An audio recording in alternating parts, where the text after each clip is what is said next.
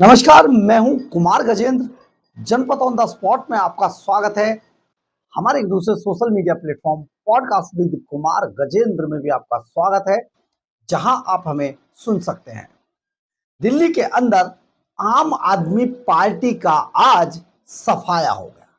जी हां, अब वो बड़बोलों की आम आदमी पार्टी जो कभी कहा करती थी ये नंबर 1 पार्टी हुई है, देश में ऐसी पार्टी कभी नहीं हुई है, वो पार्टी अब मिट्टी में मिल चुकी है। यानी कि आम आदमी पार्टी का अंतिम पड़ाव, जो झूठ बोलकर कूड़े के पहाड़ों का वादा हटाने का वादा करके 6 महीने में आम आदमी पार्टी ने एमसीडी पर कब्जा किया था, वो आम आदमी पार्टी की सत्ता आज एमसीडी से भी विदा हो गई।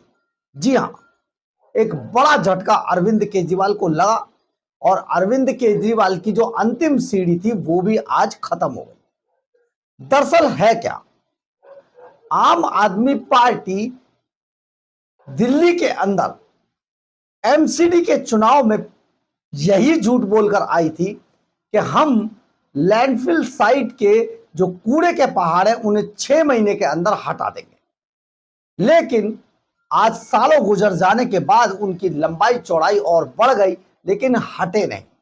एमसीडी को जगह जगह लोग और नेता खासतौर पर घेर रहे थे।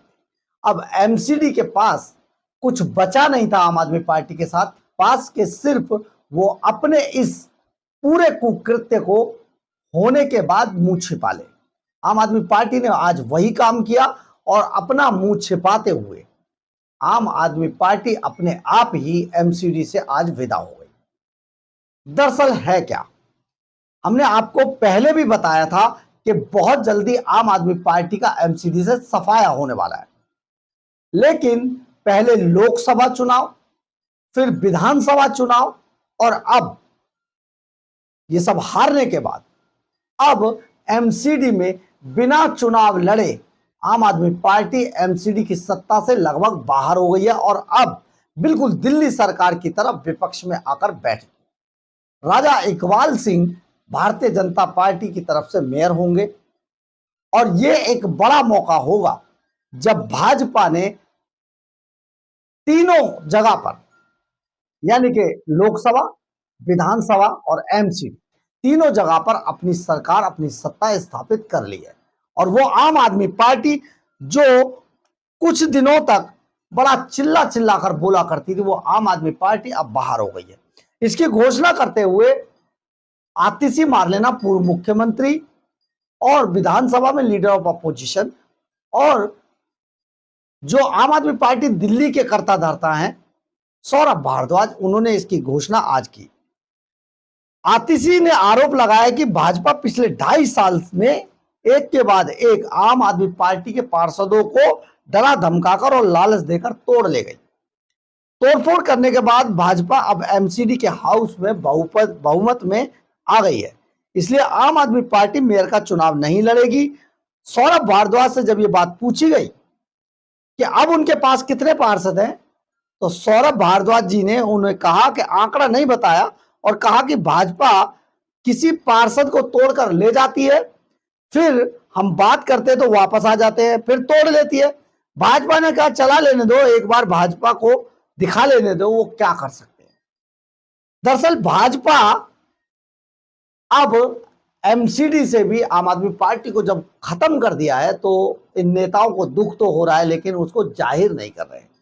सौरभ भारद्वाज ने कहा कि हम लगातार देख रहे हैं कि आम आदमी पार्टी के पार्षदों को किसी भी तरीके से डरा धमकाकर, लालच देकर ये अपने पाले में ले जाते हैं और इसी से अब इन लोगों ने फैसला किया है कि इस बार मेयर के चुनाव में आम आदमी पार्टी का उम्मीदवार नहीं खड़ा करेंगे, भाजपा मेयर बना ले, स्टैंडिंग कमेटी बना ले और दिल्ली को बिना किसी बहाना बनाए चलाए।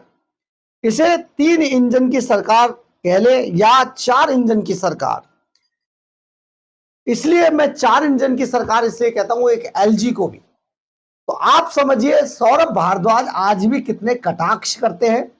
काम इनसे कुछ हुआ नहीं, दिल्ली को बर्बाद कर दिया, लेकिन आज भी गाल बजाने से बाज नहीं आते हैं। दरअसल लंबे समय से जो एमसीडी थी उसके हाउस में बड़ी उठापटक चल रही थी। और उठापटक के कारण ये थे कि आम आदमी पार्टी के जो पार्षद थे, अब अरविंद केजरीवाल के खिलाफ उन सब में बहुत नाराजगी है। और इस नाराजगी की वजह यह है कि जब पार्षद भी अपने इलाके के अंदर जाते हैं तो जनता से वो आंखें नहीं मिला पाते हैं, क्योंकि जनता उनसे अपने काम का हिसाब मांगती है। लेकिन काम के हिसाब का जो पैसा था वो सब तो अरविंद केजरीवाल की जेब में डाल दिया जाता था। तो पार्षद अपने जेब से अगर इलाके में कोई काम कराएगा तो ही होगा, नहीं तो नहीं होगा। ऐसे में पार्षदों को बहुत मुश्किल पड़ रहा था कि वो इलाके में जाकर जनता से नजरें मिला पाए। अब उनके पास लास्ट चारा यही बचा था, क्योंकि अरविंद केजरीवाल यहां से भाग चुके हैं, मनीष सिसोदिया यहां से भाग चुके हैं, सत्येंद्र जैन यहां से भाग चुके हैं, तो दिल्ली में कोई है नहीं। तो ऐसे में पब्लिक को वो क्या जवाब दें। इससे अच्छा है कि वो सभी पार्षद अपने आप ही बीजेपी के खेमे में आ गए। और जब बीजेपी के खेमे में आ गए और जैसे ही केजरीवाल एंड कंपनी को इस बात का अंदाजा हुआ तो आज उन्होंने बिना चुनाव लड़े ही एमसीडी की सत्ता को छोड़ दिया। या फिर इसको यूं भी कह सकते हैं कि एमसीडी की सत्ता ने आम आदमी पार्टी को छोड़ दिया और अरविंद केजरीवाल को झकझोर दिया। अब ये सभी एक छोटे से नेता बनकर रह गए, क्योंकि ज्यादातर लोग ये हारे हुए हैं, पब्लिक ने इनको नकार दिया है। ऐसे में अब दिल्ली के अंदर भारतीय जनता पार्टी की जिम्मेदारी भी बढ़ गई है, क्योंकि बात तो सही है कि अगर सत्ता में आएंगे तो जिम्मेदारी भी बहुत ज्यादा हो जाएगी। पहले जहां बहाना बनाकर बचकर निकल जाते थे, अब भारतीय जनता पार्टी के सर पर एमसीडी में कांटों भरा ताज सज गया है। इसका एक कारण और भी है। जिस तरीके से दिल्ली सरकार के खजाने को आम आदमी पार्टी यानी कि केजरीवाल एंड कंपनी ने खाली कर दिया था, एमसीडी का खाता भी, एमसीडी का अकाउंट भी इस समय पर आम आदमी पार्टी ने खाली कर दिया है। इसके ऊपर एक तुर्रा यह भी है कि बहुत सारे कर्मचारियों को, जो एमसीडी के छोटे लेवल के कर्मचारी थे, चतुर्थ श्रेणी के, उनको परमानेंट करना भी एक बड़ी जिम्मेदारी भारतीय जनता पार्टी के लोगों पर होगी। ऐसे में काम बहुत है, समय कम है, सामने एक ऐसा दुश्मन है जो केवल लेट लेट कर हल्ला मचाता है, काम कुछ नहीं करता है। क्योंकि ये जो पार्टी है आम आदमी पार्टी, ये जिंदाबाद मुर्दाबाद आरटीआई से निकली हुई पार्टी है। और ये वही लोग हैं जो जंतर मंतर और चौक चौराहों पर गले में लाउड स्पीकर डालकर एक समय पे सिर्फ भाषण दिया करते थे और बाद में वापसी करते हुए बसों में चर्चा करते थे, मैंने सही भाषण दिया ना। तो ये जो सत्ता में आए, ये सत्ता इन्हें रास नहीं आई, या फिर यूं कहें कि सत्ता को ये लोग रास नहीं आए। बहरहाल, अगर आपको हमारी ये खबर अच्छी लगे तो आप इसे लाइक, सब्सक्राइब और शेयर जरूर करें। कमेंट्स बॉक्स में अपनी राय जरूर लिखें, इससे हमें बहुत बहुत बहुत ऊर्जा मिलती है। जय हिंद, जय भारत।